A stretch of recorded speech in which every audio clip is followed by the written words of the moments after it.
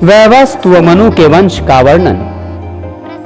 श्री मैत्रेय जी बोले, हे भगवान, सत्कर्म में प्रवृत्त रहने वाले पुरुषों को जो करने चाहिए उन संपूर्ण नित्य नैमित्तिक कर्मों का आपने वर्णन कर दिया। हे गुरु, आपने वर्ण धर्म और आश्रम धर्मों की व्याख्या भी कर दी। अब मुझे राजवंशों का विवरण सुनने की इच्छा है, अतः उनका वर्णन कीजिए। श्री पराशर जी बोले, हे मैत्रेय, अब तुम अनेकों यज्ञकर्ता, शूरवीर और धैर्यशाली भूपालों से सुशोभित इस मनुवंश का वर्णन सुनो, जिसके आदि पुरुष श्री ब्रह्मा जी हैं। हे मैत्रेय, अपने वंश के संपूर्ण पापों को नष्ट करने के लिए इस वंश परंपरा की कथा का क्रमशः श्रवण करो। उसका विवरण इस प्रकार है। सकल संसार के आदि कारण भगवान विष्णु हैं। वे अनादि और ऋक् साम यजुर स्वरूप हैं। उन ब्रह्म स्वरूप भगवान विष्णु के मूर्त रूप ब्रह्मांड में हिरण्य गर्भ भगवान ब्रह्मा जी सबसे पहले प्रकट हुए। ब्रह्मा जी के दाएं अंगूठे से दक्ष प्रजापति हुए, दक्ष से अदिति हुई तथा अदिति से विवस्वान और विवस्वान से मनु का जन्म हुआ। मनु के इक्ष्वाकु, नृग, दृष्ट, शर्याति, नरिष्यंत, प्रांशु, नाभाग, दिष्ट, करुष और पृषभ्र नामक 10 पुत्र हुए। मनु ने पुत्र की इच्छा से मित्रावरुण नामक 2 देवताओं के यज्ञ का अनुष्ठान किया, किंतु होता के विपरीत संकल्प से यज्ञ में विपर्यय हो जाने से उनके इला नाम की कन्या हुई। मैत्रेय, मित्रावरुण की कृपा से वो इला ही मनु का सुद्युम्न नामक पुत्र हुई। फिर महादेव जी के कोप प्रयुक्त शाप से वो स्त्री होकर चंद्रमा के बुध के आश्रम के निकट घूमने लगी। बुध ने अनुरक्त होकर उस स्त्री से पुरुरवा नामक पुत्र उत्पन्न किया। पुरुरवा के जन्म के अनंतर भी परमर्षिगण ने सुदुम्न को पुरुषत्व लाभ की आकांक्षा से कृतुमय, ऋग्यजुः सामाथवर्मय, सर्ववेदमय, मनोमय, ज्ञानमय, अन्नमय और परमार्थः अकिंचनमय भगवान यज्ञ पुरुष का यथावत यजन किया। तब उनकी कृपा से इला फिर भी सुदुम्न हो गई। उस सुदुम्न के भी उत्कल, गय और विनत नामक 3 पुत्र हुए। पहले स्त्री होने के कारण सुदुम्न को राज्याधिकार प्राप्त नहीं हुआ। वशिष्ठ जी के कहने से उनके पिता ने उन्हें प्रतिष्ठान नामक नगर दे दिया था, वही उन्होंने पुरुरवा को दिया। पुरुरवा की संतान संपूर्ण दिशाओं में फैले हुए क्षत्रिय गण थे। मनु का पृषर्भ नामक पुत्र गुरु की गौ का वध करने के कारण शूद्र हो गया। मनु का पुत्र करुष था। करुष से कारुष नामक महाबली और पराक्रमी क्षत्रिय गण उत्पन्न हुए। दिष्ट का पुत्र नाभाग वैश्य हो गया था। उससे बलबंधन नाम का पुत्र हुआ। बलबंधन से महान कीर्तिमान वत्सप्रीति, वत्सप्रीति से प्रांशु और प्रांशु से प्रजापति नामक इकलौता पुत्र हुआ। प्रजापति से खनित्र, खनित्र से चाक्षुष तथा चाक्षुष से अति बल पराक्रम संपन्न विंश हुआ। विंश से विविंशक, विविंशक से खनिनेत्र, खनिनेत्र से अति विभूति और अति विभूति से अति बलवान और शूरवीर करंधम नामक पुत्र हुआ। करंधम से अविक्षित हुआ और अविक्षित के मुरुत नामक अति बल पराक्रम युक्त पुत्र हुआ, जिसके विषय में आजकल भी ये 2 श्लोक गाए जाते हैं। मृत का जैसा यज्ञ हुआ था वैसा इस पृथ्वी पर और किसका हुआ है, जिसकी सभी याज्ञिक वस्तुएं सुवर्णमय और अति सुंदर थी। उस यज्ञ में इंद्र सोमरस से और ब्राह्मणगण दक्षिणा से परितृप्त हो गए थे तथा उसमें मरुद्रुन परोसने वाले और देवगण सदस्य थे। उस चक्रवर्ती मरुत के नरिष्यंत नामक पुत्र हुआ तथा नरिष्यंत के दम और दम के राजवर्धन नामक पुत्र उत्पन्न हुआ। राजवर्धन से सुवृद्धि, सुवृद्धि से केवल और केवल से सुधृति का जन्म हुआ। सुधृति से नर, नर से चंद्र और चंद्र से केवल हुआ। केवल से बंधुमान, बंधुमान से वेगवान, वेगवान से बुध, बुध से तृणबंधु तथा तृणबंधु से पहले तो इलाविला नाम की एक कन्या हुई थी, किंतु पीछे अलम्बुसा नाम की एक सुंदरी अप्सरा उस पर अनुरुक्त हो गई। उससे तृणबिंदु के विशाल नामक पुत्र हुआ, जिसने विशाला नाम की पुरी बसाई। विशाल का पुत्र हेमचंद्र हुआ। हेमचंद्र का चंद्र, चंद्र का धुर्माक्ष, धुर्माक्ष का संजय, संजय का सहदेव और सहदेव का पुत्र कृक्षाश्व हुआ।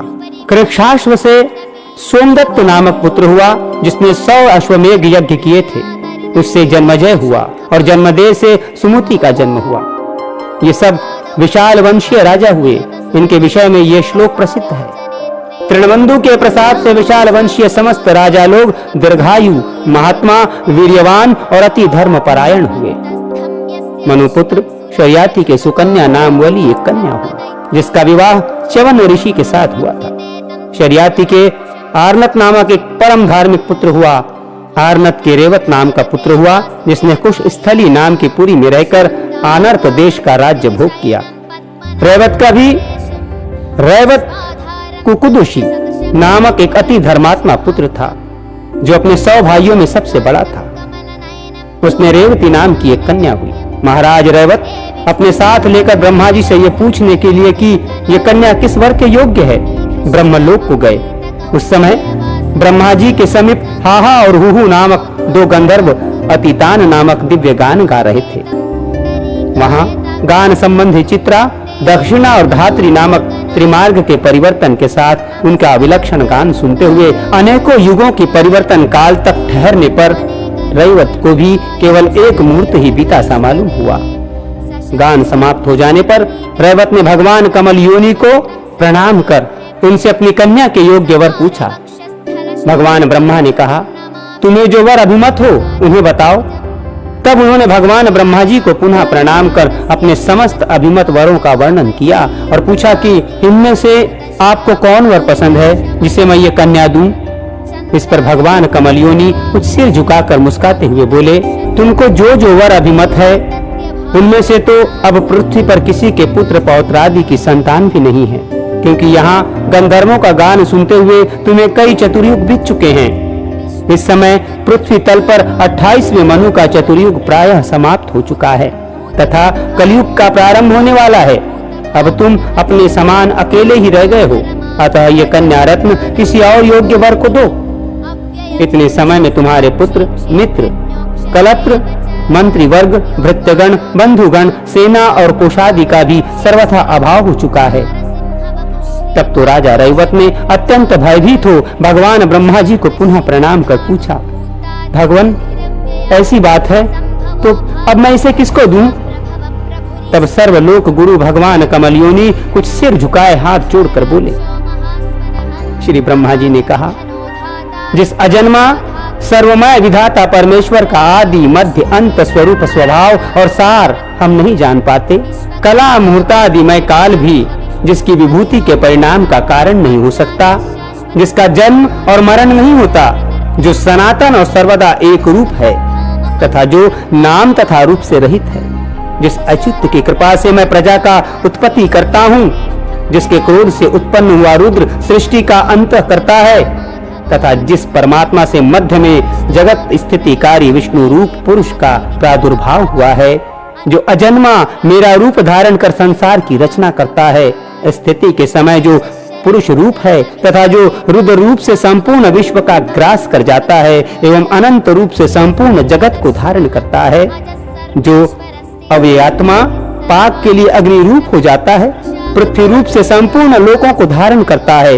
इंद्रादि रूप से विश्व का पालन करता है और सूर्य तथा चंद्र रूप होकर संपूर्ण अंधकार का नाश करता है, जो श्वास प्रश्वास रूप से जीवों में चेष्टा करता है, जल और अन्न रूप से लोक की तृप्ति करता है तथा विश्व के स्थिति में संलग्न रहकर जो आकाश रूप से सबको अवकाश देता है, जो सृष्टि करता होकर भी विश्व रूप से आप ही अपनी रचना करता है, जगत का पालन करने वाला होकर भी आप ही पालित होता है तथा संहारकारी होकर भी स्वयं ही संहर्त होता है, और जो इन तीनों से पृथक इनका अविनाशी आत्मा है, जिसमें ये जगत स्थित है, जो आदि पुरुष जगत स्वरूप है और इस जगत के ही आश्रित तथा स्वयंभू हैं।